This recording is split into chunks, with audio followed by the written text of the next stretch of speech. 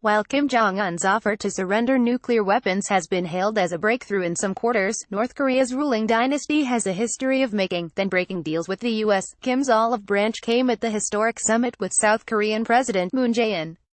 He declared he would be willing to give up his nuclear weapons if the U.S. commits to a formal end to the 1950-1953 Korean War and a pledge not to attack the North, Seoul officials said.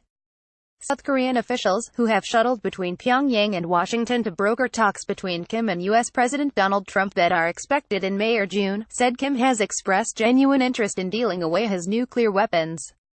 Kim also vowed to shut down the North's nuclear test site next month and open the process to experts and journalists from South Korea and the U.S. Adam Mount, a senior defense analyst at the Federation of American Scientists, said Kim's comments were significant because they are his most explicit acknowledgement yet that denuclearization means surrendering his nuclear weapons. Questions remain about whether Kim will agree to discuss other nuclear technology, fissile material, and missiles. However, they imply a phased process with reciprocal concessions, Mount told AP, but the West has seen similar agreements with Pyongyang apparently sealed and then broken. In 1994, Kim's father, Kim Jong-il, earned international praise for a nuclear deal struck with the U.S. The then U.S. President Bill Clinton hailed the agreement, known as the Agreed Framework, as not relying merely on trust but also verifiable compliance.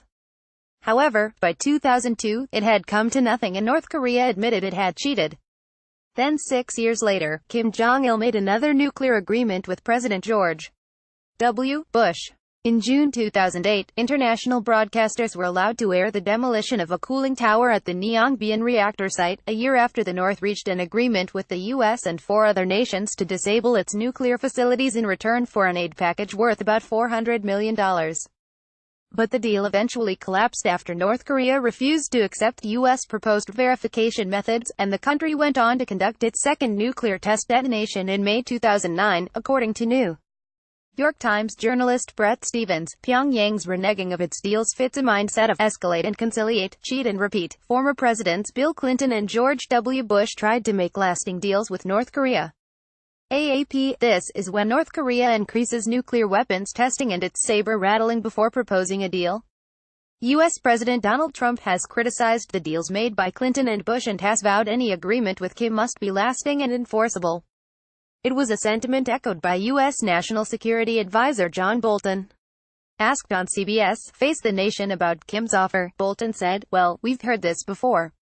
This is the North Korean propaganda playbook as an infinitely rich resource. It now appears to rest with Kim Jong-un whether the latest talks produce a breakthrough deal on a denuclearized Korean peninsula or whether it's another case of cheat and repeat." Copyright 9 Digital Thai Limited 2018.